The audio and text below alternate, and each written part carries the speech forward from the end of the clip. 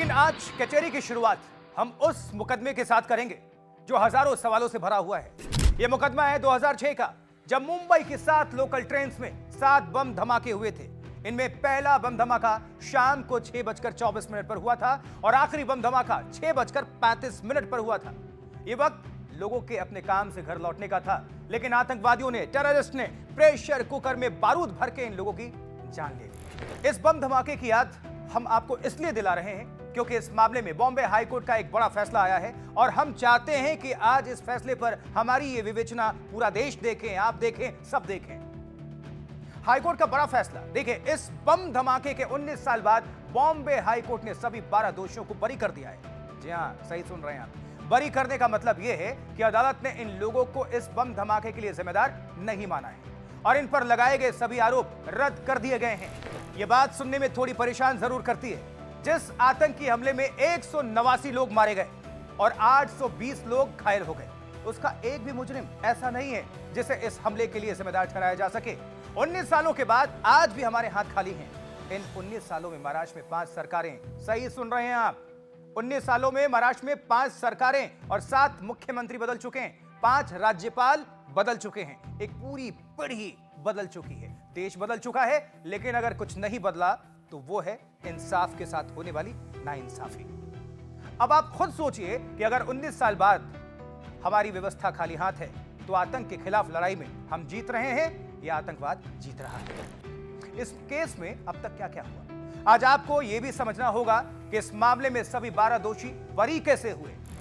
2006 में जब मुंबई की 7 लोकल ट्रेन्स में बम धमाके होते हैं, तब महाराष्ट्र एटीएस ने कुल 13 आरोपियों को गिरफ्तार किया था और 15 आरोपियों को मोस्ट वांटेड घोषित किया गया था, जिनमें से कुछ आतंकी आज भी पाकिस्तान में बैठे हैं और चैन की जिंदगी जी रहे हैं, मौज ले रहे हैं। जिन 13 लोगों को गिरफ्तार किया गया, उन्होंने हमले के 1 साल बाद 2007 में सुप्रीम कोर्ट में अपनी गिरफ्तारी को चुनौती दी। उन्होंने अदालत से यह कहा कि जिस मकोका कानून के तहत उन्हें गिरफ्तार किया गया है, वो मकोका कानून उन्हें उनके अधिकारों से वंचित करता है।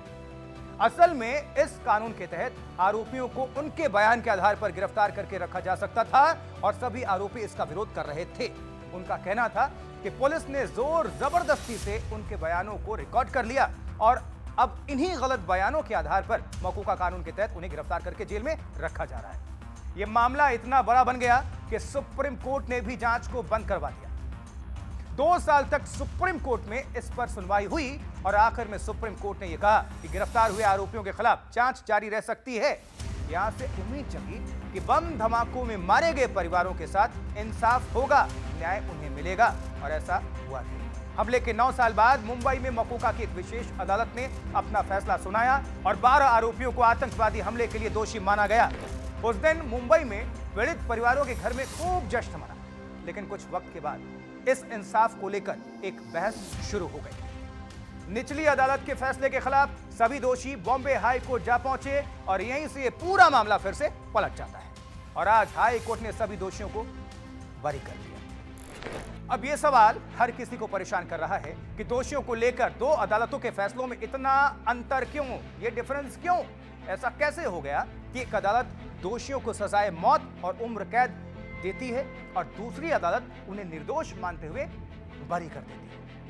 अब आपको संक्षेप में वो 5 बातें मैं बताऊं जिनके आधार पर हाईकोर्ट ने निचली अदालत के फैसले को पलटा है और दोषियों को बरी कर दिया है। पहली बात, दोषियों के खिलाफ ठोस सबूत नहीं थे और जो सबूत पेश हुए उन्हें लेकर एक शक और संशय की स्थिति थी। जैसे गवाहों के बयान पर हाईकोर्ट को विश्वास नहीं हुआ। हाईकोर्ट का कहना है कि गवाहों ने हमले के 4 साल बाद दोषियों की पहचान की, जो काफी असामान्य है और इसमें गवाहों के बयान शक पैदा करते हैं। दूसरा ये कि इस मामले में कुछ गवाह ऐसे थे जिन्होंने पहले भी कई दूसरे मामलों में गवाही दी थी।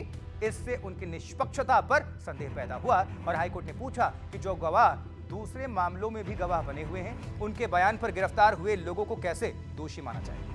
ऐसे गवाहों को स्टॉक विटनेस भी कहते हैं, जो एक से ज्यादा मामलों में गवाह होते हैं और अदालत को लगता है कि ये खरीदे गए गवाह भी हो सकते हैं। और तीसरा ये कि जिस व्यक्ति ने दावा किया था कि उसने आतंकवादियों को बम बनाते हुए देखा था, वो 100 दिनों तक चुप रहा और ये चुप्पी भी अदालतों को काफी खटकी। अदालत ने कहा कि इस गवाह का चुप रहना और बाद में अलग अलग मौकों पर अलग अलग बयान देना शक पैदा करता है। चौथा ये कि गिरफ्तार हुए लोगों का यह भी कहना था कि उनके बयानों को जोर जबरदस्ती से रिकॉर्ड किया गया था, जबकि उनका इन बम धमाकों से कोई लेना देना नहीं था। और पांचवी बात, अदालत ने यह कही कि एटीएस अपनी जांच में यह बताने में भी नाकाम रही है आतंकवादियों ने किस प्रकार के विस्फोटकों का इस्तेमाल किया था, जिससे यह मामला किसी नतीजे पर नहीं पहुंचा और सभी 12 दोषी इस मामले में बरी हो गए। यहां इस फैसले को लेकर दो बातें महत्वपूर्ण हैं। एक ये कि कुछ लोग ये कहेंगे कि गिरफ्तार हुए लोग बेकसूर थे, इसलिए वो छूट गए, और दूसरा ये कि इस मामले में जांच टीम ने अपना काम सही से नहीं किया, जिससे दोषियों को सजा होने के बाद भी हाई कोर्ट से क्लीन चिट मिल गई। असल में जब किसी मामले में सीधे सबूत नहीं होते तो अदालत ऐसे सबूतों पर निर्भर हो जाती है जो परिस्थितियों पर, सिचुएशन पर डिपेंड हो जाते हैं, निर्भर हो जाते हैं। अंग्रेजी में उन्हें सर्कमस्टेंशियल एविडेंस कहा जाता है। ये वो छोटे छोटे सबूत होते हैं जो एक साथ मिलकर एक कहानी बनाते हैं और आरोपी को अपराध से जोड़ते हैं। लेकिन इस मामले में जांच टीम ऐसा करने में नाकाम रही और हाई कोर्ट ने दोषियों को क्या किया, बरी कर दिया। अब इस फैसले के बाद यह सवाल और बड़ा हो जाता है कि 11 जुलाई 2006 को मुंबई की 7 अलग अलग लोकल ट्रेन में सफर करने वाले 189 लोगों की जान आखिर किसने ली थी। निचली अदालत ने कहा था कि कमाल अंसारी, मोहम्मद फैसल, एहतिशाम, कुतुबुद्दीन, नावेद हुसैन खान और आसिफ खान ने उस दिन खुद लोकल ट्रेन्स में ऐसे प्रेशर कुकर रखे थे जिनमें बारूद भरा हुआ था और इसके लिए उन्हें फांसी की सजा हुई थी।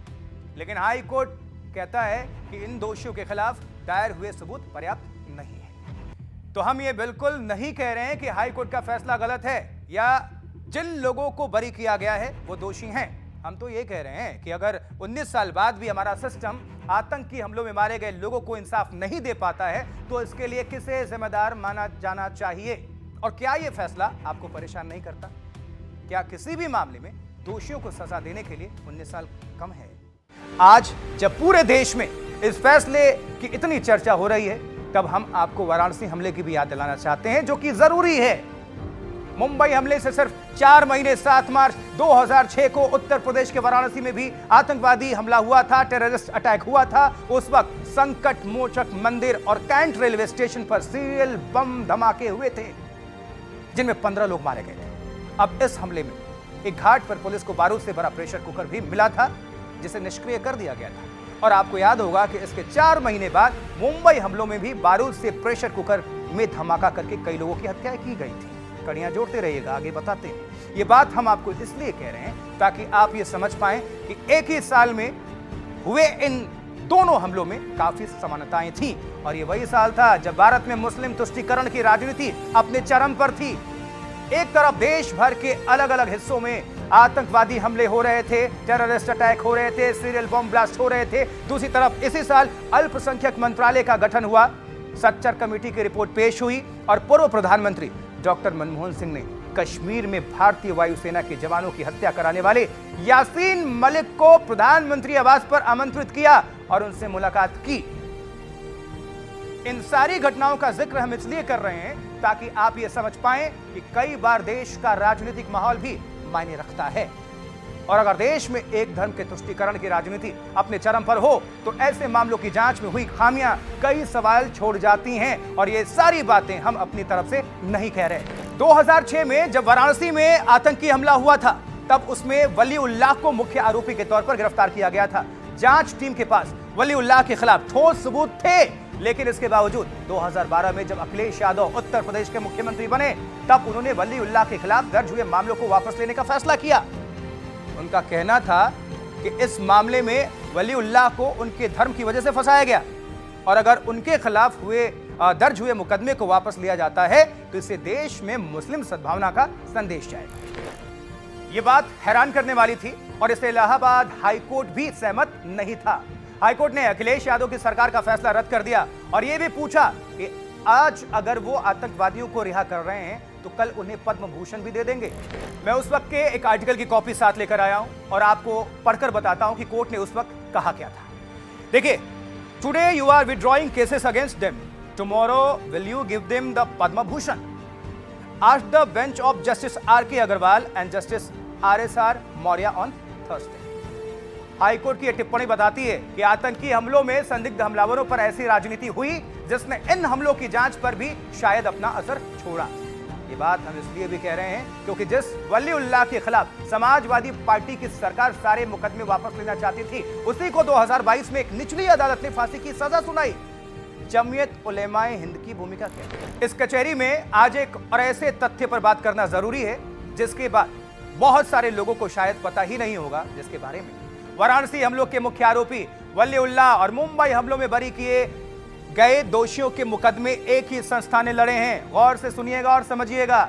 फिर से बताता हूं, वाराणसी हमलों के मुख्य आरोपी वलीउल्लाह और मुंबई हमलों में बरी किए गए दोषियों के मुकदमे एक ही संस्थान ने लड़े हैं और इस संस्था का नाम है जमीयत उलेमाए हिंद। आप जाइए गूगल पर, आपको गूगल पर ऐसे कई आर्टिकल्स मिल जाएंगे जिसमें इस संस्था को लेकर ये सवाल उठाए गए हैं। ये संस्था अलग अलग कंपनियों को हलाल सर्टिफिकेट बेचकर जो पैसे कमाती है, उसी पैसे से संदिग्ध आतंकवादियों के केस लड़े जाते हैं और यहां भी शायद ऐसा ही हुआ होगा। हालांकि जमीयत उलेमाए हिंद का कहना है कि वो जबरन फंसाए गए बेकसूर मुसलमानों को छुड़ाने के लिए उनकी मदद करती है और उसका राजनीति से कोई संबंध नहीं है, ये उनका तर्क है। ये सारे सबूत और तथ्य आज आपके सामने हैं। हम ये बिल्कुल नहीं कह रहे हैं कि हाई कोर्ट ने जिन लोगों को बरी किया है वो असली दोषी हैं, बल्कि हम सिर्फ ये सवाल खड़ा कर रहे हैं कि अगर इन मामलों में आज भी हमारे हाथ खाली हैं तो ये हमारी न्यायिक व्यवस्था, पुलिस और जांच एजेंसियों की कितनी बड़ी नाकामी है। आप उन परिवारों के बारे में सोचिए जिन्होंने हमलों में अपनों को खो दिया था और जिन्हें आज 19 साल बाद भी इंसाफ नहीं मिल पाया। किसी के पिता चले गए, किसी की माँ, किसी की बहन, बच्चे, बेटी, परिवार उजड़ गया। We want justice, that's it. They should be hanged till death. That is what we want. चाहती है कि जो सभी आरोपी थे उन्हें बेल ना देकर उन्हें फांसी की सजा। Sure, yes. तो इसको लेकर थोड़ा सा और मजबूती के साथ इस मामले को सुप्रीम कोर्ट भी ले जाना चाहिए आपको। हाँ, ज़रूर ले जाना चाहिए। हम एज ए इंडिविजुअल नहीं जा सकते, बट अगर कोई इसको लीड कर रहा है तो we are there to support them.